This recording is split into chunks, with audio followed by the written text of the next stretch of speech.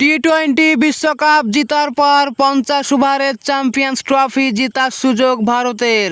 পাকিস্তানের মাটিতে নয়তো হাইব্রিড মডেল দুবাইয়ে খেলা হতে পারে ভারতের। বিসিসিআই সভাপতি জয় শাহ জানিয়ে দিয়েছেন, রোহিত শর্মা ভারতের চ্যাম্পিয়ন্স ট্রফি দলের ক্যাপ্টেন থাকবেন।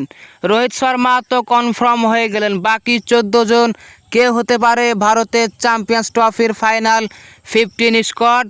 ক্যাপ্টেন রোহিত শর্মা তিনি থাকবেন নিশ্চিত। ফিনিশার রিঙ্কু সিং, ওপেনার শুভমান গিল, সুরেশ আয়ার, জয়সওয়াল, বিরাট কোহলি, কেএল রাহুল, ঋষভ পান্থ, অক্ষর প্যাটেল, অলরাউন্ডার হার্দিক পান্ডিয়া, রবীন্দ্র জাদেজা, আর্শদীপ সিং, জসপ্রীত বুমরা, কুলদীপ যাদব এবং মোহাম্মদ শামি। এই হলো 15 স্কোয়াড। জানিয়ে দিন আপনার মতে কে থাকবেন 15 স্কোয়াডে।